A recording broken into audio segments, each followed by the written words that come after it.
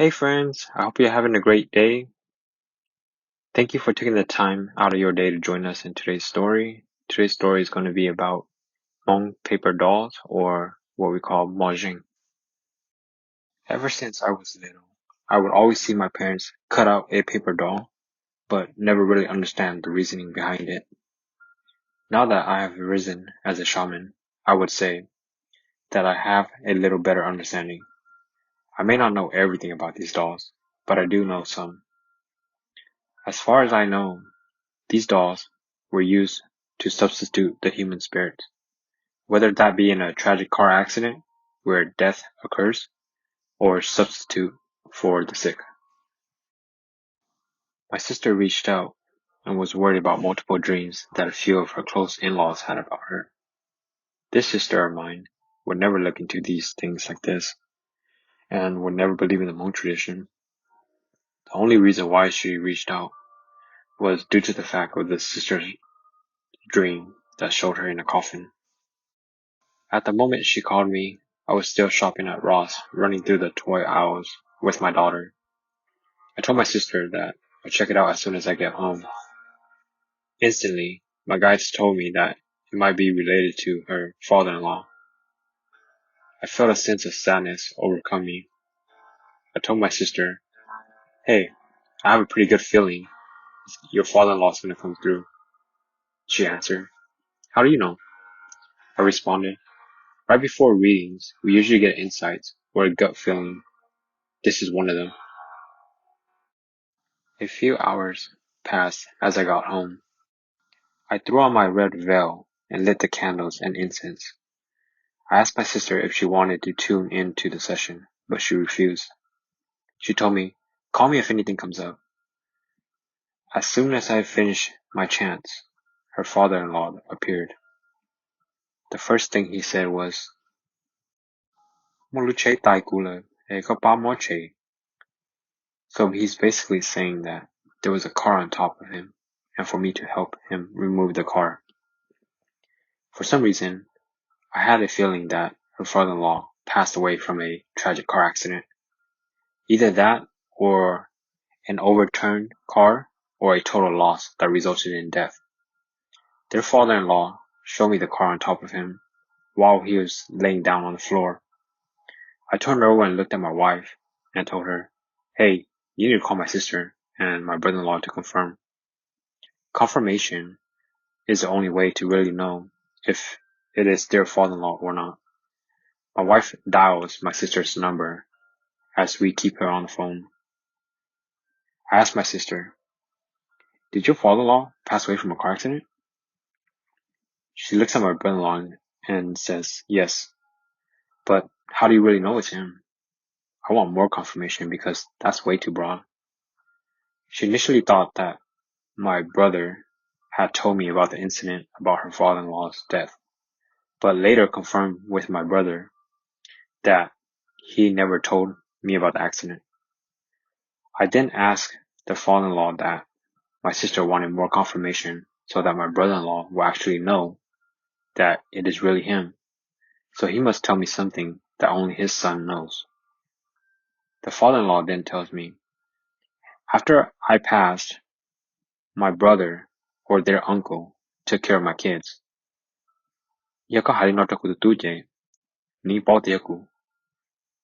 So if you tell my son this, he'll definitely know that it's me." I then relay this information over to my sister as she turns over and asks my brother-in-law, "Did your uncle raise you after your dad's passing?" My brother-in-law answers and confirmed that it was true. My sister stood there in disbelief because even she did not know about this information. She kept saying, "What the hell? How do you know this stuff?" I responded, "I can only relay you the information that I'm told." After the confirmation was completed, I helped him remove the car off the father-in-law and told him that if he needs additional help, since his spirit is still fallen, for him to seek out a shaman of his choice. If not that, for him to come back and dream to his loved one, and they'll be able to find and seek help. I later confirmed that the dreams that they had was just the father-in-law trying to come through and ask for help. Each and every time I do a session for anyone, I have to make sure that nothing's attached to them, and I have to make sure that their house is clean. I start checking my sister's house as an old lady appears right next to my brother-in-law.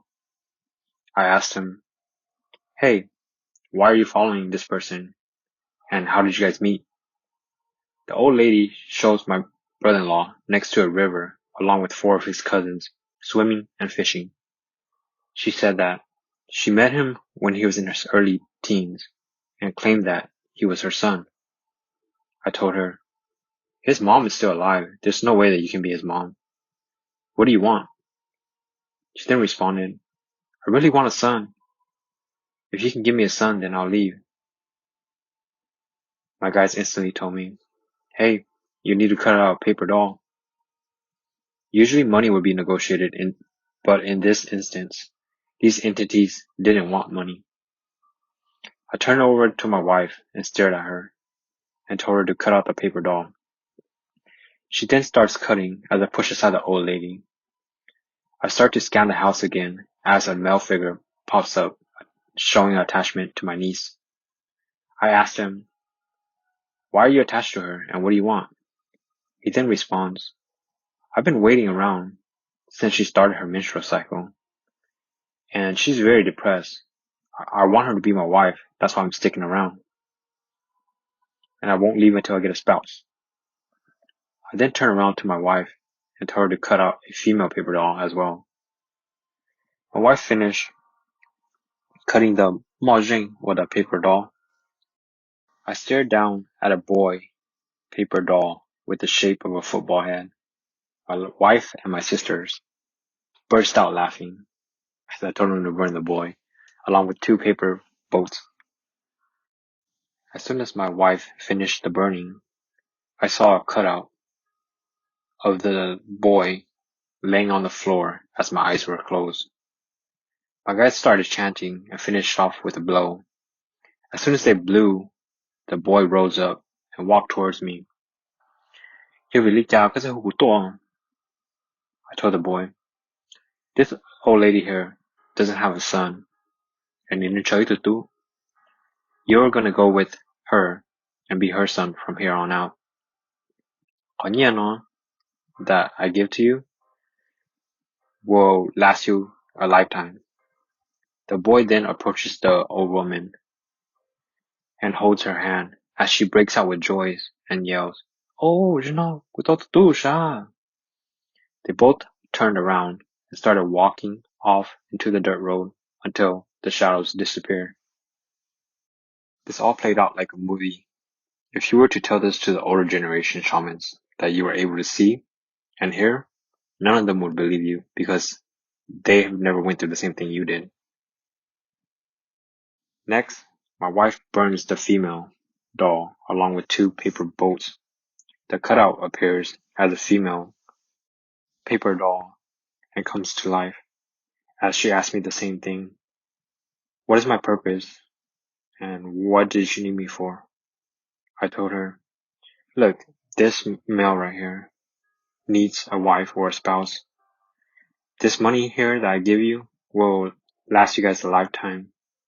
So for you to follow him and be his spouse and spend the rest of your days with him." I then hand over the money as they walked off to the dusty road. In this instance, I used the paper dolls to get rid of entities that wanted a son and a spouse.